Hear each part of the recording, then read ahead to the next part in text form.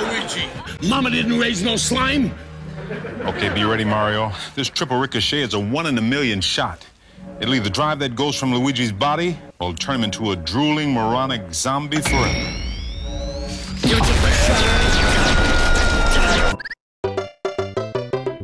For 2 consecutive console generations, Nintendo maintained its reputation as the undisputed champion of the industry. At the height of its initial popularity, the video game market peaked at $3 billion, before crashing to $100 million. Something about an oversaturated market, there was an ET game on Atari, nearly 800,000 cartridges buried in the New Mexico desert.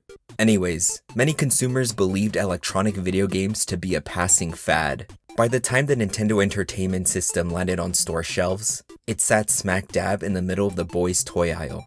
Nintendo's marketing made sure to steer clear from explicitly mentioning the VG word, instead choosing to market itself as a toy right out of the gate. The first televised commercial introducing the NES opened not with Super Mario Bros., but Rob the Robot, the beloved character from Super Smash Bros. Brawl, a title that would be released 23 years later. A bold move, but one that paid off tremendously. Comes with Rob, Zapper, Control Deck, 2 controllers, Gyromite, and Duck Hunt. Nintendo single-handedly revitalized interest in the video game market. By 1987, the industry returned to $1.1 billion in profit, and of that billion, Nintendo's share was 70%. By the time the Super Nintendo rolled out, the industry grew by $3.6 billion, and Nintendo controlled more than 85% of the market. All of this begs the question, how did Sony's PlayStation manage to dethrone Nintendo's monopoly over the industry? Hey, plumber boy, mustache man, your worst nightmare has arrived. Pack up your stuff! In the 90s, Sony was a well-established electronics manufacturer, so a console of their own wasn't out of the question. A few years earlier, they co-developed a CD add-on for the SNES, but when the relationship with Nintendo turned sour, Sony decided to venture forth into the industry, solo. Sony's PlayStation launched an entire year ahead of Nintendo's 64-bit system. Their only competition was the Sega Saturn and 3DO. Sega basically shit the bed when they announced their console's price tag, and the 3DO was the 3DO. By the time the Nintendo 64 landed on store shelves, Sony had over 100 titles released, while Nintendo had titles like Pilot Wings and Super Mario 64. You can zoom in, zoom out, change angles. Go anywhere you want to go, do anything you want to do. Here we go! Marketing would lead you to believe that Mario 64 laid the groundwork for 3D games. And aside from the revolutionary in-game camera, by the time of its release, gamers were well accustomed to the Z-axis. Games like Resident Evil, Jumping Flash, Tekken 2, and Ridge Racer, remember that one? A majority of third-party developers, many of which had been with Nintendo exclusively for years, jumped ship. The main reason being Nintendo's insistence on sticking with the cartridge format, which not only made producing games more expensive, but had significantly less memory than a compact disc. It's kind of like your wife leaving you for a younger man who can store up to 650 megabytes and play full motion video at a higher resolution. At the dawn of the new millennium, when the dust had settled, Sony's PlayStation was the clear winner, outselling Nintendo by 69,560,000 units. Sony had successfully amassed 47% control of the industry, while Nintendo's share dropped by 57%. Following the flop that was the Virtual Boy, Nintendo needed to think outside the box for the next generation. I mean Cube, fuck! If the last generation of systems was about transitioning gameplay into the third dimension, then this generation was about who can sell the most DVD players. And Sony won. By a lot. The PlayStation 2 could read DVDs, music CDs, and was backwards compatible with a system that had an install base of well over 100 million potential customers. This gave Sony a broader commercial appeal than ever before, easily outselling Nintendo's GameCube by 133 million units. Every console has a standout launch title showcasing their system's capabilities. The PlayStation 2 had Armored Core, the Xbox had Halo Combat Evolved, and the GameCube had Luigi's Mansion.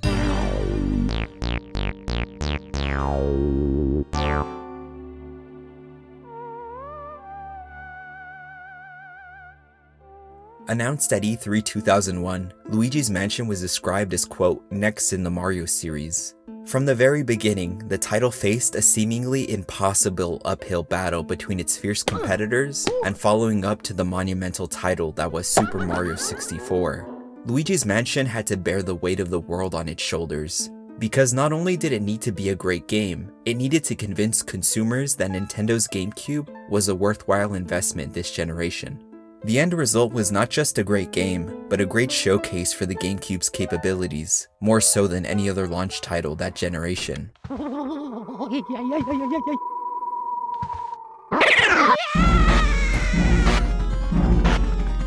can't overlook the system when discussing the game, because it had a great deal of influence on the overall design. Development began on the discontinued Nintendo 64 add-on, the disk drive. Originally planned to have players explore an apartment-like complex, the idea from the very beginning was to emulate the feeling of peeking into a dollhouse. This motif stuck around when development shifted focus to the GameCube, or as it was known at the time, Project Dolphin. One of the earliest titles developed for the new system, the developers made special requests to the hardware team to better suit their needs. This included adding a second analog stick to simultaneously control the character and their vacuum. This was long before the decision was made to have Luigi become the main protagonist in a not-so-scary game. As soon as Luigi reluctantly walks through the mansion's front doors and turns on his flashlight, the GameCube's power is on full display. It isn't as exciting as Mario jumping out of a pipe into a brand new 3D environment, but it serves the same purpose.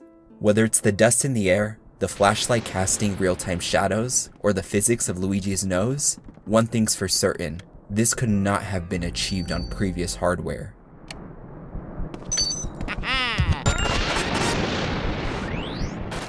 Of course, a game's mark of quality isn't just how it looks, it's about how the player is able to interact with the world around them, and Nintendo knows this better than their competition.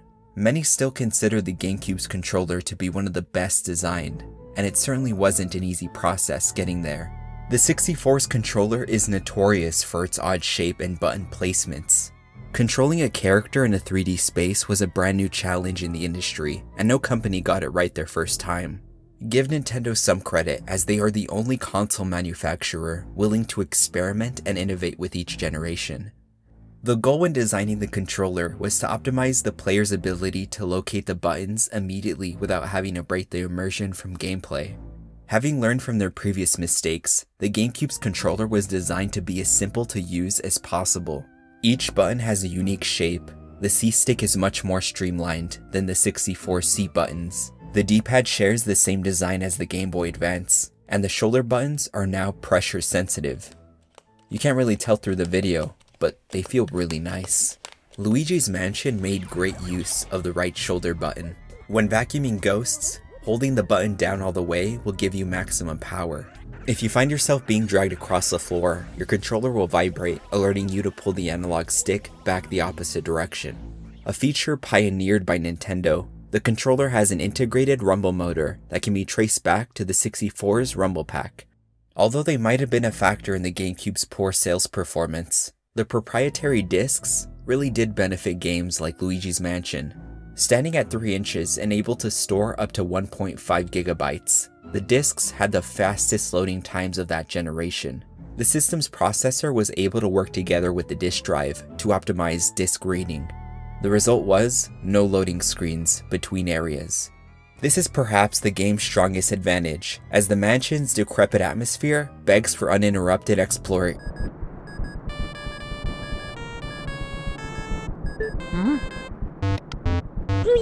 Is there silence mode on this thing? In Super Mario 64, as soon as Mario enters through the castle's front doors, you are given the freedom to go wherever and do whatever you want. At a time where 3D games were brand new, this was essential to build players' confidence in their abilities to navigate through a 3D environment. A generation later, that same freedom might not appear in Luigi's Mansion, but the trade-off is a much more tailored experience. As video games became more complex, so did the stories and experiences developers intended for their audience. In Mario 64, you're an invited guest, but in Luigi's Mansion, you're a victim of fraud. You must carefully navigate a hostile environment that constantly reminds you you're not welcome here. Another important distinction this game makes is you are not controlling Super Mario. You are controlling Luigi, the younger, timid brother. Otherwise known as Player 2, Luigi has been living under his brother's shadow for as long as the two have appeared on screen. Naturally, this makes him the perfect candidate to receive his own game. I don't think an in-game 3D model up to this point was able to emote as well as Luigi is here. We take a lot of these technologies for granted now, but keep in mind the last time we saw Luigi's 3D model was in Mario Tennis. This was the video game equivalent to the fucking moon landing. Luigi is able to convey a believable sense of emotion that varies depending on the situation.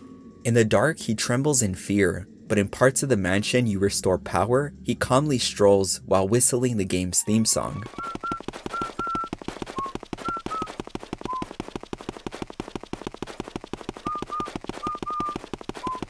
The portrait ghosts showcase a lot of personality as well, and although their backstories are a bit vague, what is left unsaid is better left to the imagination.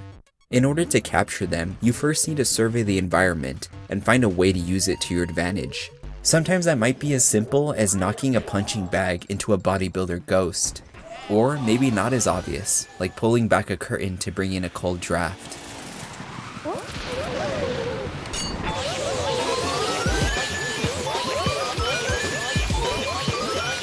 The puzzles you'll encounter much later in the game require a different level of intuition when you unlock the elemental powers, fire, ice, and water. Unfortunately, every new mechanic the game introduces is hardly ever used in any meaningful ways, outside of a few rooms and enemies. This pad that switches gravity, for instance, is only used in 2 rooms, which begs the question, why even bother keeping it in the game? The most you'll get out of using your elemental powers is watering plants you find around the mansion. The total amount you earn will determine how large your mansion will become at the end, and granted if you can afford the property tax. Every room you explore has a unique layout and distinct features that keep the players from getting lost. As memorable as each portrait ghost encounter is, the impact of their presence surely would be diminished if the rooms were not just as memorable. There are, of course, supernatural elements as well that keep the overall experience from becoming stale. As for the common ghost types, there are plenty of variations, each requiring a different mode for attacking. The game prevents itself from falling victim to its own design by adding these unique variables to the albeit predictable formula. Further breaking the cycle are the bosses that make their appearance at the end of each major area of the mansion. They're all fought in a similar arena-like area. Their patterns are easy to recognize and don't impose a serious challenge. Besides the final boss, the most memorable encounter is against Boolossus, simply because it's the only boss that requires the use of an elemental power to be defeated. With only 4 major bosses, the game doesn't overstay its welcome and makes for a short but memorable experience. I finished the game around the 4-hour mark, and a quarter of that time was dedicated to capturing the 50 hidden boos throughout the mansion. It appears this was added to pad out the already short runtime, and it just hurts the overall experience. There's nothing unique about these encounters, and they all play out the same. As you progress throughout the campaign, their health increases, becoming an even greater nuisance than they already were.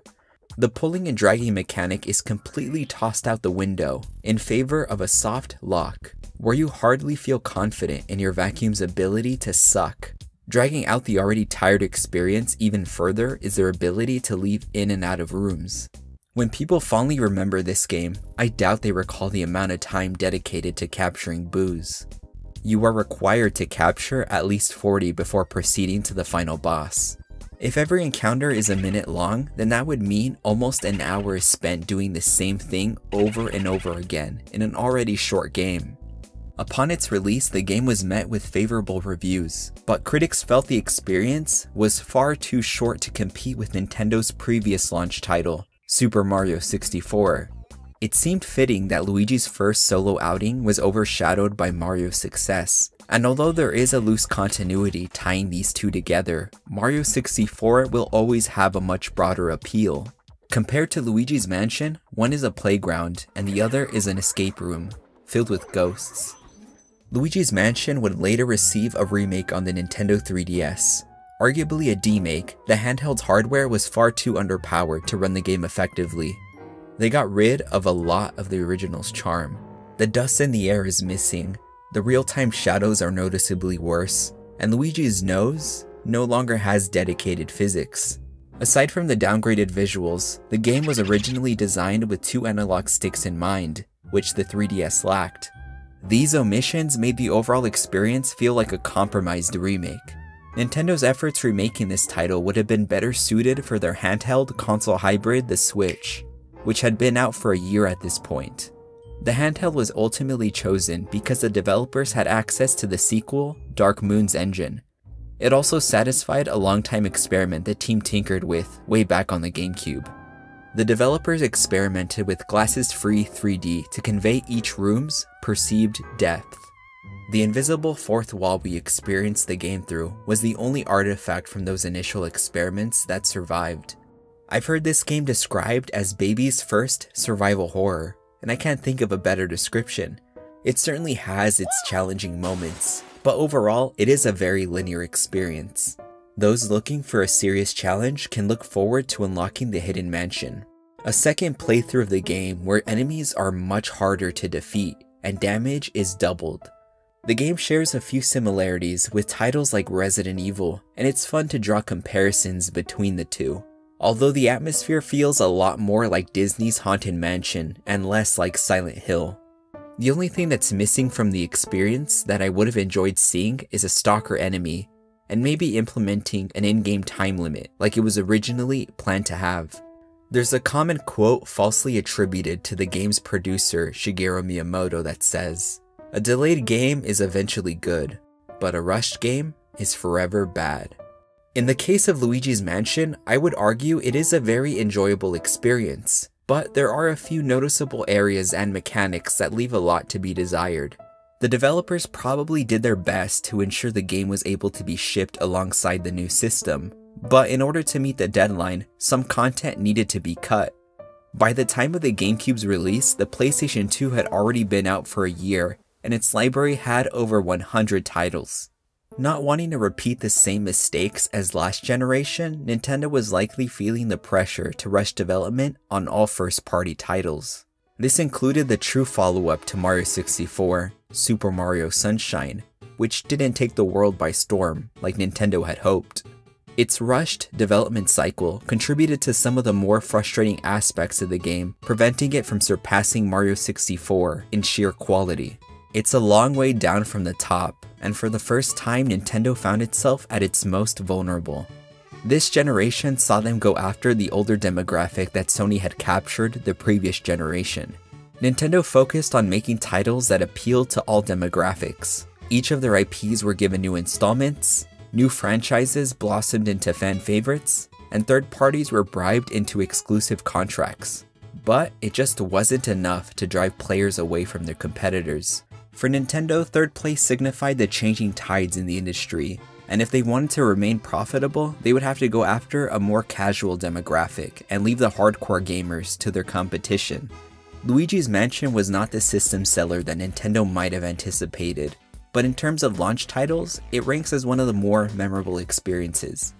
Not only did it showcase the GameCube's hardware, it was the perfect thesis for what that console represented. Like Luigi, it's often overlooked for its flaws, seen as underpowered when compared to its competition, but you ask anyone which of the Mario brothers they prefer, 9 out of 10 times, they'll answer correctly.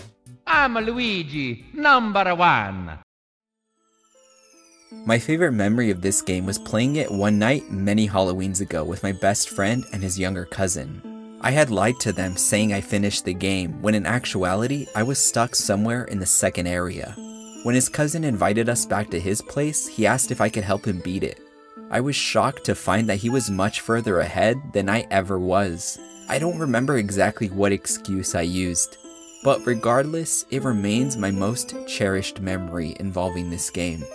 If you happen to be watching this, and you know who you are, I'm sorry. I really am. Mamma mia.